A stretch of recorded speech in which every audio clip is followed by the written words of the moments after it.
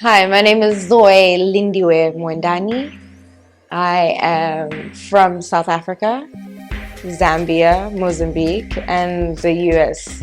I'm an exile baby, so my parents, uh, due to the Soweto uprising, they had to flee the country of South Africa, and I ended up being born in the US in Ithaca, New York.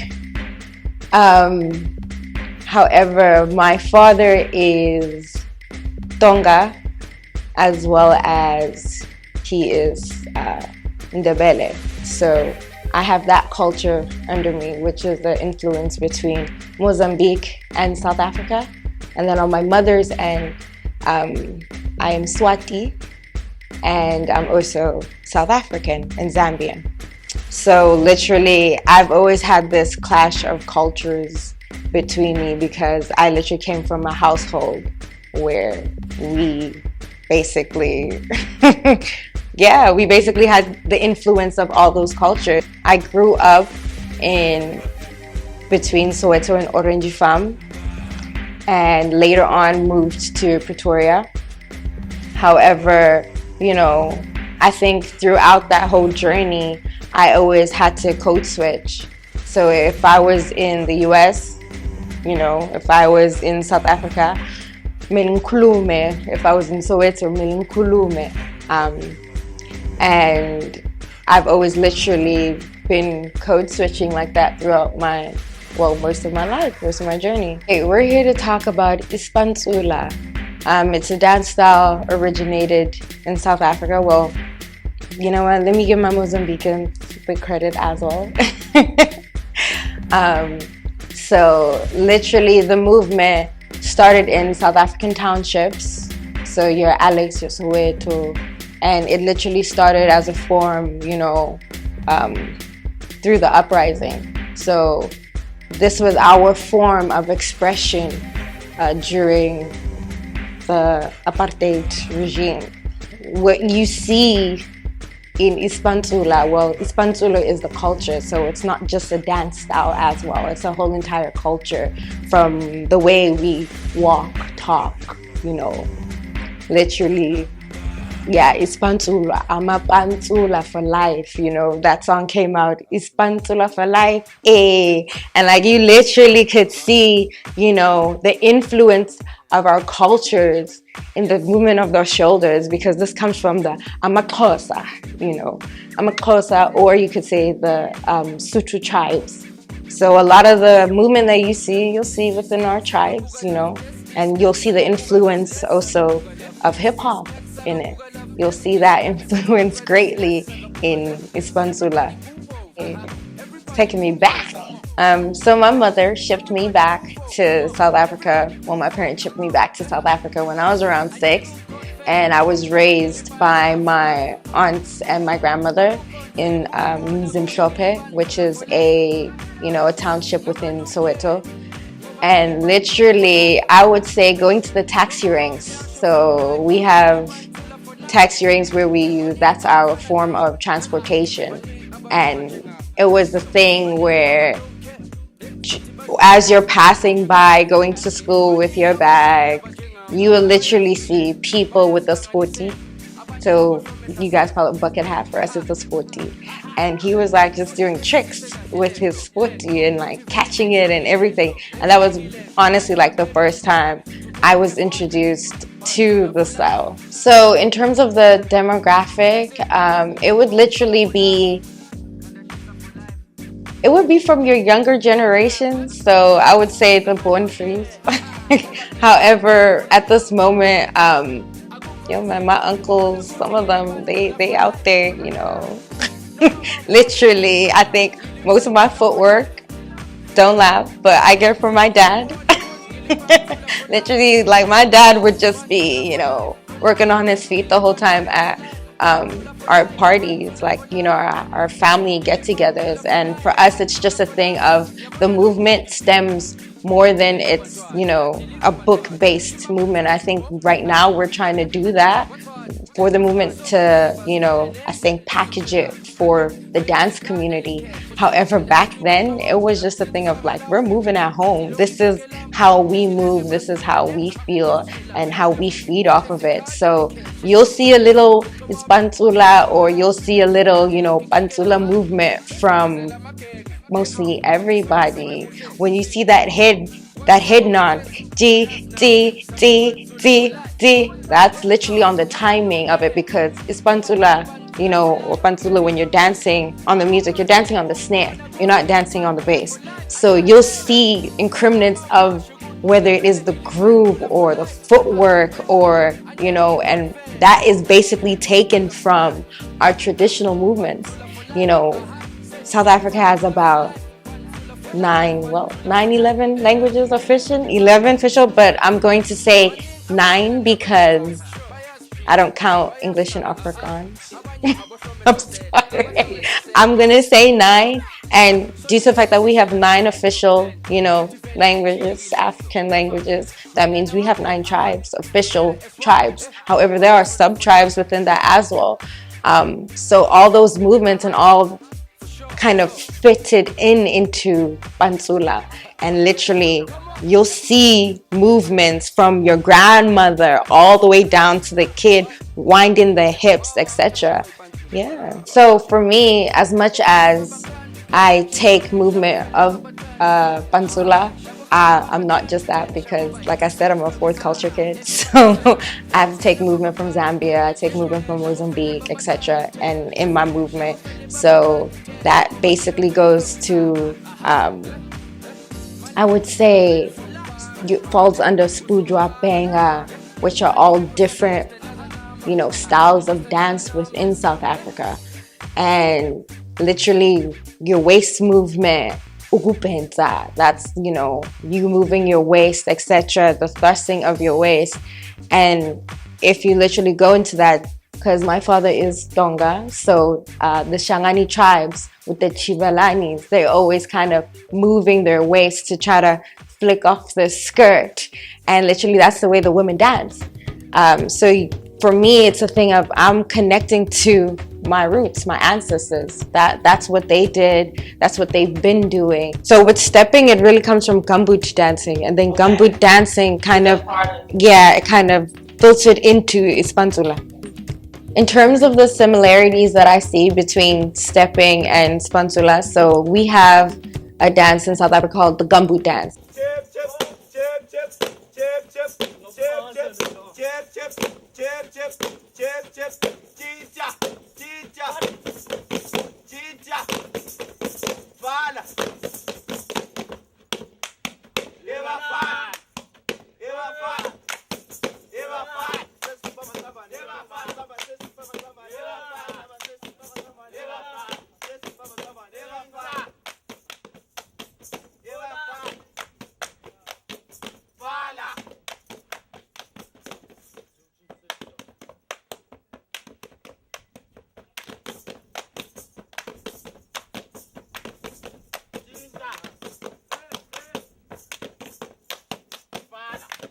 Where we got boots on and we like hitting the boots to make the sounds of the beat, and that was literally used in the mines as a way of communication.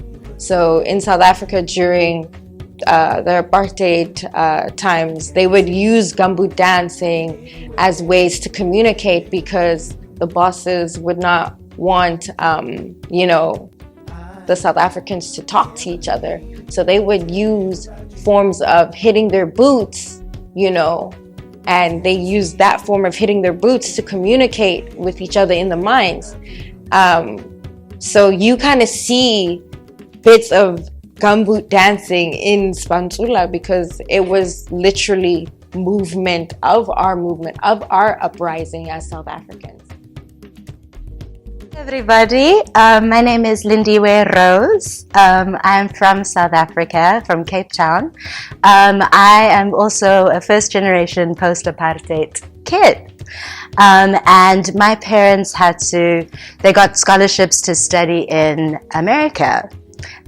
Basically, they wanted to further their education because in South Africa that wasn't allowed for Black South Africans. So my dad got an opportunity to study in America to further his education. But as soon as he left, his passport was taken away because that was not encouraged for young Black South Africans to further their education. So he said, I'm going. And so he went and he studied theology, sociology, and he kept applying for scholarships, even though some of his host parents, his white host parents would tell him, oh, it's really difficult to get into Duke or to Yale. You're not going to make it. You're not going to do it. And my dad pushed himself. He's like, my grandmother always said education is key. So he pushed himself and he got into Yale and Duke, and then brought my mom over. And so they studied in different universities together and got married, had my brother and I, and then flew us back to South Africa because he wanted us to be raised by our families. Yeah, so we went back when I was about 6 months old.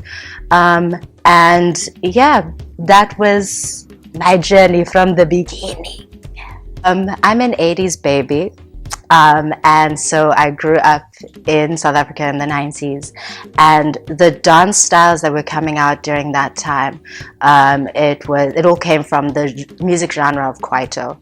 So we saw Pansula, we saw Kwasa Kwasa was when it came out, was with Arthur Mafukate, and I remember that music video, seeing that music video and seeing how people just, I saw that hip movement and I was like, what's going on there? That's the stuff I want to do. Okay. I basically started by just like watching TV, watching Channel O, watching SABC 1, SABC 2, and just seeing what our people were creating. And it was just a magical experience. And from there also to see the music genres that were being developed, because the music genres, some of it came from New York. We saw what was going on in New York with Afro House, with house, and then we took that and put our own South African spin on it and started adding those extra drums. And so I was like, okay, I see what's going on, the merges of styles going on here. Some of the artists were just jumping on that. So you have Lebo Mathosa. She was just one of my icons. I was just obsessed with her. And she started doing house music and just started adding that spirituality in the music. And she was talking about it's a brand new day, the sun is shining bright, you gotta go outside, live your best life. That was not the lyrics, but live your best life was not the lyrics. It was basically how she wanted us to live as post-apartheid kids. And some of our families were separated. Like, for example, I was categorized, and my whole family is categorized as colored. Okay, that's the term that our people were given because we were light-skinned. But we came from the Eastern Cape. My grandmother, my great-great-grandfather, he was actually born a crime, just like Trevor Noah. So he was Irish and Xhosa and Khoi. So that's how my grandmother, she speaks Xhosa fluently, but it also wasn't passed down to the rest of the generations because English was forced to be the most important language. So basically my grandmother and her sisters, they moved to Cape Town, and that's when they were categorized as colored. And they moved to District 6, which is the community that was extremely mixed. They had white people, black people, just all colors. And the mayor of the city did not like that. And he saw the community, he saw that it just wasn't to his liking. And so he decided to destroy the whole community. He bulldozed the entire neighborhood, made sure everybody fled and started separating everybody. So that's when colored people moved to Athlone and to a lot of designated areas. And then you had the Black people forced to move to another neighborhood. And they were slowly creating that separation between us. And of course, that was because they didn't want us to uprise together. They wanted that separation so that we could go against each other. They'd give one group of people more privileges than the other. So of course, colored people, being light-skinned, they try to give us a little bit more privilege so that they could make sure that we could try and go against Black people, darker skinned people. Next thing you know, your cousin is darker than you, or your brother, your sister is darker than you. They separated us that way too. So families were separated. We all just enjoyed the same music, and we're like, we're the same. What is the government talking about separating us? We also all have bums. We have the same hips. We have the same features. But music brought us together. Music kept the language the same, and it kept us connected that way. And I think it was the most important part for all of us post-apartheid kids trying to navigate through all these labels and categories. What's up? My name is Joe Brown. I'm originally from New York City, born and raised, and now I live out here in LA. I'm a professional choreographer, dancer, educator, and actor. I'm also a proud brother of Alpha Phi Alpha Fraternity Incorporated. I pledged at MIT. My chapter is Grown New Chapter, which encompasses MIT, Harvard, and Tufts. I'm going to say that one more time. Grown New Chapter, which encompasses MIT, Harvard, and Tufts. And I've been working as a choreographer, dancer, educator, / now for 10 years. I actually was brought to LA on scholarship to grad school at SCI-Arc, Southern California Institute of Architecture. And while there, I was exploring design, but also entertainment. And after leaving Disney Imagineering, I decided to pursue dance full time, and here we are. My first memories are actually like watching them on television. At the time when I was growing up, there were a lot of shows that showcased stepping and these fraternities and sororities, like A Different World and Sister Sister, and then we had like House Party 2, and then there were also these step competitions that would come on after the Apollo, which if anyone knows would come on at 1 a.m. in New York, but they would showcase this stomp competition, as it was called, and I just remember being so enthralled and excited about it, even though I was super young. And then I started to get my first taste of it after seeing my older sister go to college, and she was part of the Miss Black and Gold competition, which is like a scholarship pageant for Black women. And I just remember her just like really cheering on the alphas and saying that these are such great gentlemen on campus. And so that kind of just stuck with me, even though I was like 6 years younger. And once I started visiting colleges and universities for myself, I saw it for myself, and I was like, oh, bet, it's going down. I remember being hosted by this alpha, and he took me around campus, and he was an engineering major, and he kind of just looked like the person I wanted to become in the next few years. So that's where my heart led me to Alpha. Fraternities and sororities in my family don't run at all. I was the first out the gate, and I think seeing that influence from my sister helped me get there. And I pledged as a freshman, which is unheard of. The Lord and the universe made it happen, and then I crossed with for my line brothers. So the Divine Nine is effectively a term that encompasses the 9 Black fraternities and sororities that were founded here in the States. There are 5 fraternities: Alpha Phi Alpha Fraternity Incorporated, Kappa Alpha Psi Fraternity Incorporated, Omega Psi Phi Fraternity Incorporated, Phi Beta Sigma Fraternity Incorporated, and Iota Phi Theta Fraternity Incorporated. And then there's 4 sororities: Alpha Kappa Alpha Sorority Incorporated, Delta Sigma Theta Sorority Incorporated, Zeta Phi Beta Sorority Incorporated, and Sigma Gamma Rho Sorority Incorporated. And we come together, and we're known as the Divine Nine, the National Pan-Hellenic Council. So you can find the Divine Nine organizations across the whole world now. In its inception, my fraternity was actually founded at a predominantly white institution, Cornell University, and there are several of the other organizations that were founded at a HBCU, specifically Howard. So a lot of our organizations kind of split the difference between traditional Black universities and colleges, as well as predominantly white ones. but now we're global. So we have a lot of alumni chapters that service surrounding communities all over the world, including Africa, Europe, the Caribbean, India. I think someone just charted in Dubai. So our impact has now grown from something that was just within the States, and now it's global. My experience with stepping actually comes before me even thinking about fraternities or joining a fraternity. I just remember growing up around the block, there was always like step competitions. My older sister, shout out to Kiara, she was on drill teams. So I was a little brother trying to mimic everything she was doing. So naturally, I started stepping at a young age.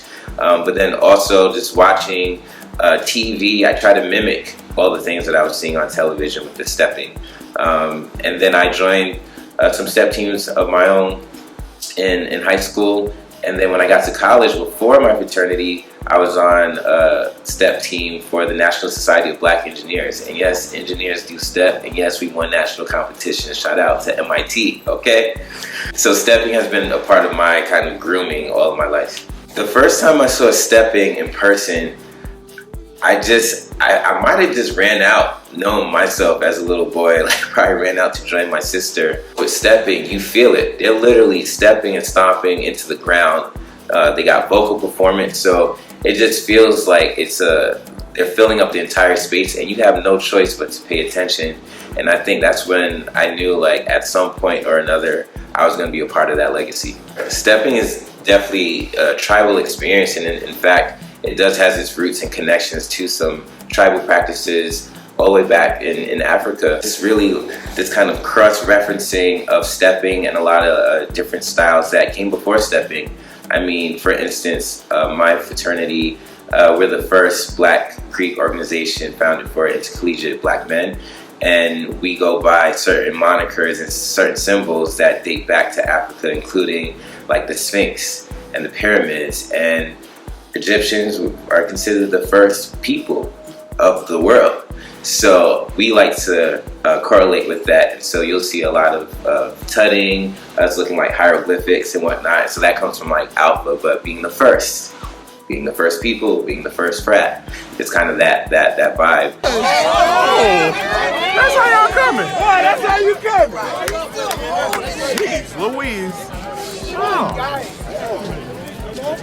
We said we represent the Ice Cold Brothers of everybody. They say, who is that? Gonna cry out. They say, well, we stepping mighty hard in this funky cap. Before we pack up the notes, we're gonna break on down it goes. Okay. Yeah. Woo!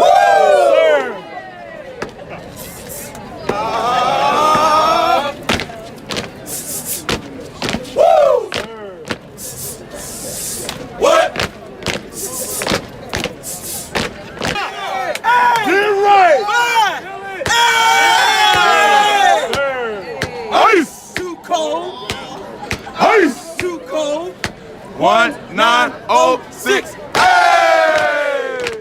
Ice too cold. Ice too cold. But I see a lot of different correlations. I mean, I've heard and kind of studied up on how other organizations in the Divine Nine also borrow from cultural references in Africa. For me, I'm just like, guys, it's literally as clear as daylight of how similar we are. And that's why when you hear those drums hitting those beats, it does something to your soul. You don't even have to, like, when you listen to Amapiano, you don't even need to know what the words are saying. But I've seen here in LA how much you guys just connect with it. You connect with it like I connect with it, but I know the words, but y'all are connected with it with me. And I'm just like, oh my gosh, look at you, South Africa. Look at how you're moving people. You're moving people that don't understand a whole language just with the rhythm, the beats, and the way you're saying it. And you're connecting your people, because that's home. And we all understand what it means when you're connected with home. And yeah, man, I just want to say thank you guys for being so beautiful, so powerful.